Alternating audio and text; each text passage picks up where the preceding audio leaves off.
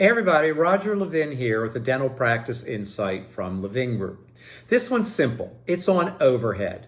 If you want to grow your profit, you lower your overhead. One great way to lower overhead is to bid out your top 10 expenses every year. Get at least 3 bids. This is a very common practice of really successful businesses in the business world. Now, some things you can't bid. You can't bid your rent out, but you can bid it out when it comes time to renew your lease, for example.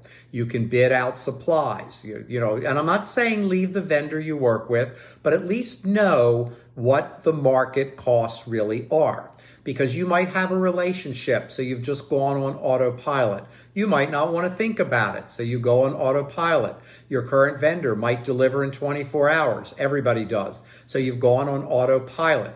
But autopilot typically leads to higher costs, not because anybody's scamming you, but nobody gets up in the morning thinking, how can I call that practice and lower their costs either? Over time, costs tend to rise in a relationship, and periodically, you just need to check it so you can go back and say, hey, listen, I found that I can do this for 10% less. Do you think that we can do that together? I'd love to stay with you. Guess what?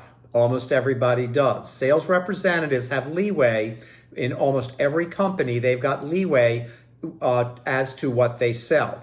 So I encourage you to start bidding out annually your top 10 biddable expenses. I don't think biddable is a word, but we're going to use that. And you will lower your overhead, maybe by 4 or 5%. As always, I wish you dental practice success and increased practice production.